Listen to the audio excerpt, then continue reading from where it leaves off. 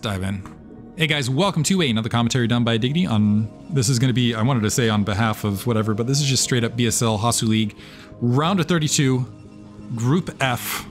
Can I do color? We're going to color swap them out of initial colors just to play it a little bit spicy here. Upper right hand corner, we got Earub starting as the blue Protoss. Bottom left hand corner, we got CD Fire starting as the red Protoss. This is on Vermeer. Vermeer, honestly a fun map. I like it being in the map pool. I didn't even realize it was in the map pool, honestly, until this game came up. Vermeer makes for good games. It just does. Because of a lot of the interesting... Especially because of the ability for players to sneak up onto this high... Well, sorry. Bloop. Back. Sneak up onto the high ground and hold here. It just makes for interesting engagement points, I feel. And back and forth battles and a bit of... encourages observer play. We'll see if we see a 2-gate opener once again from Sea to Fire or from Earub this time. I'm presuming it's not going to be 2-gate from Earub because he's got that pylon a little bit more distanced. We have a forward pylon suggesting maybe we're going to see a 12 nexus here. Never mind. Are we going to see... Okay, we are seeing a gateway to the very forward gateway. So this will allow the Zealots to get in the base all the more rapidly. Part of the problem with this, however... Oh, look, another BSL on the map. Part of the problem with this, however, is that it is cross-map positions, which will play well for Earub going gateway into assimilator. But my guess is this is maybe going to be... Well, we'll see if it's initial Zealot pressure into expansion, or if it is, in fact, going to be a 2-gate. That'll be the next question.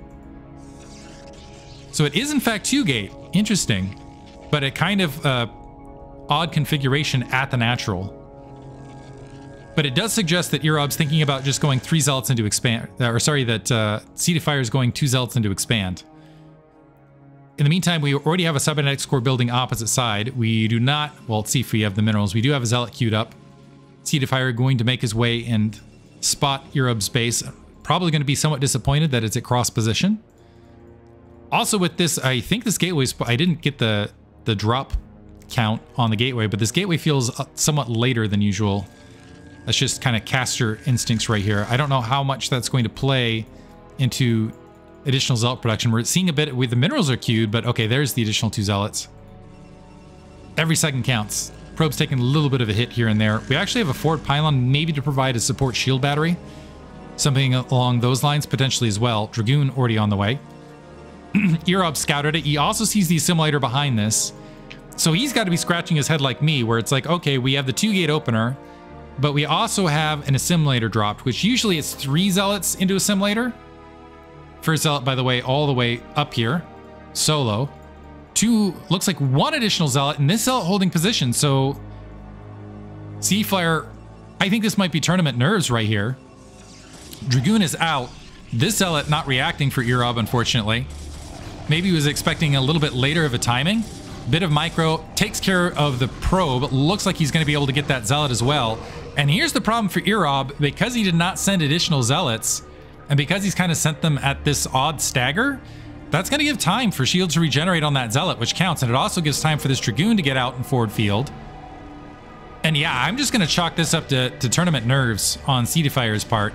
Could also be he thought, oh, am I going up against Zerg for half a second there? So now we got 2 Dragoons. That Zealot's easily wiped out. And this was a 2-gate opener. We also have this probe kind of hiding in the back. Cybernetics core to follow.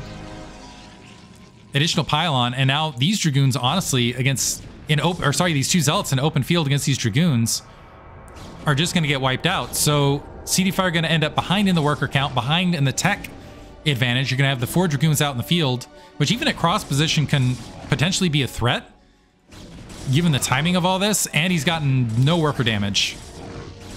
So, and I'm not sure if I want to call that, yeah, easy GG. I don't know if I want to call that Earub's victory, but he did a great job microing that, as much as CD Fire really not executing well there. Hope you guys enjoyed it. Regardless, congratulations to Earub. I'm not sure, actually I have him here in chat. Earub, did you exit out of this group? I don't have any other replays for this group. We'll hear from the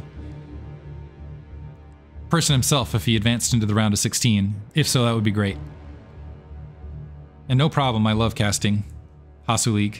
See if he's still around. I'm getting enough of a delay He did not advance. All right. That is unfortunate. Well, regardless, we have his highlights and victories here. Cheer him on regardless. Hope you guys enjoyed it. Thanks for listening.